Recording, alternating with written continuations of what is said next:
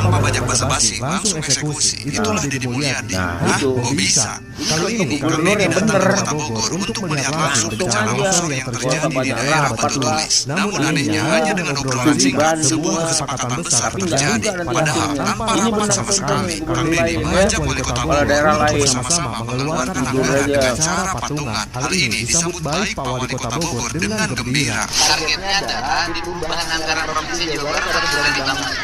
Ya, di tahun hitung aja. Anggaplah pembebasan jalan sudah selesai.